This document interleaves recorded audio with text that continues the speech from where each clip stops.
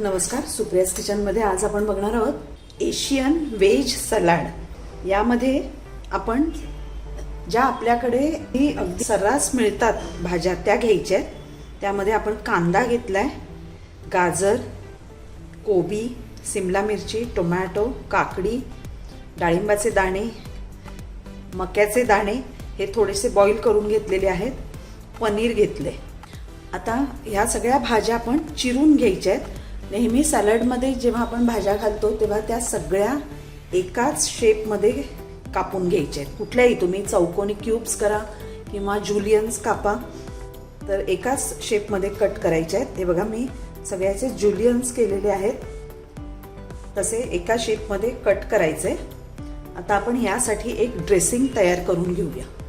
आता एका भांड्यात आपण हे दही घेऊया। हे हंग कर्ड आहे, यातलं पाणी सगळं काढून टाकायचं, नाहीतर सलाडला पाणी सुटतं। आता यामध्ये आपण घालायचे काळी मिरी पावडर, थोडंसं चिली फ्लेक्स घालायचे, हिरवी मिरची घातली बारीक ठेचून तरी चालेल। ऑलिव्ह ऑइल घालूया, साधारण 2 चमचे ऑलिव्ह ऑइल घालायचे।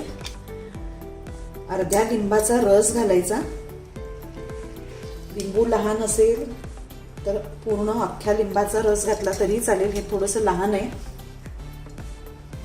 मी अख्ख्या लिंबाचा रस घालते। कोथिंबीर घालायची थोडी, काळं मीठ घालूया चवीपुरतं। आणि आता हे सगळं असं फेटून घ्यायचंय, अगदी पूर्ण एकजीव झालं पाहिजे। आता हे बघा, सगळं एकजीव झालेलं आहे, आपलं ड्रेसिंग तयार आहे। यामध्ये आपण हे जे पनीर क्यूब्स आहेत ते आधी घालायचे। ते यासाठी घालायचे की ते चांगले यामध्ये मॅरिनेट होतील। असे व्यवस्थित चांगले ढवळून एक 5 ते 10 मिनिटं आपण असंच ठेवायचे, म्हणजे पनीरला सुद्धा ह्याची पूर्ण टेस्ट ॲब्झॉर्ब करतं। आता हे असं ठेवून देऊया 10 मिनिटं। तर 10 मिनिटं झालेली आहेत, हे असं पनीर छान आपलं मॅरिनेट झालंय। आता यामध्ये सगळ्या भाज्या घालायच्या। यामध्ये तुम्ही बघितलं असेल, ही काकडी आणि टोमॅटो मी बिया काढून टाकलेले आहेत, नाहीतर त्याला खूप पाणी सुटतं। आणि जेव्हा आपण सर्व करणार त्याच्या एक 10 मिनिटं आधी हे मिक्स करायचे, नाहीतर सलाडला पाणी सुटतं भरपूर। आता हे सगळं यामध्ये आपण मिक्स करूया आणि मग मीठ ॲडजस्ट करायचे चव घेऊन। आता यामध्ये आपण घालणार आहोत हे थोडेसे भाजलेले शेंगदाणे आहेत, ह्यांनी सॅलडला एक क्रंच आणि नटी फ्लेवर येतो। तसंच थोडेसे भाजलेले तीळ घालूया, हे सगळं व्यवस्थित मिक्स करूया। आता तुमच्या लक्षात आलं असेल की याला मी हे एशियन हे नाव का दिलेलं आहे।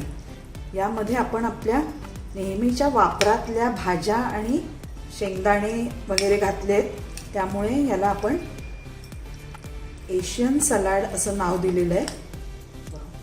आपलं रंगीबेरंगी सलाड तयार आहे, अगदी हेल्दी आहे। तुम्ही एक वेळ जेवणाच्या ऐवजी सुद्धा हे खाऊ शकता, अतिशय पौष्टिक आहे, भरपूर प्रोटीन्सनी युक्त असं हे सलाड तुम्ही आपल्या जेवणाच्या ऐवजी एक वेळ तरी घेऊ शकता।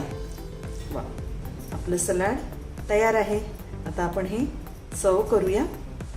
एक गोष्ट सांगायची राहिली, यामध्ये जर तुम्हाला आवडत असेल तर थोडीशी साखर घालायला हरकत नाही, त्याने सुद्धा सलाडला अगदी छान चव येते, अगदी थोडीशी। तेही आवडत असेल तर, नाही तर स्किप केली तरी चालेल। हे असं जेवणाच्या आधी, जेव्हा आपल्याला खायचंय त्याच्या आधी 5 मिनिटं हे मिक्स करायचं, नाहीतर याला लगेच पाणी सुटायला सुरुवात होते। आता आपण हे एका बाउलमध्ये सर्व करूया। अगदी छान झालेलं आहे टेस्टला, तुम्ही नक्की करून बघा।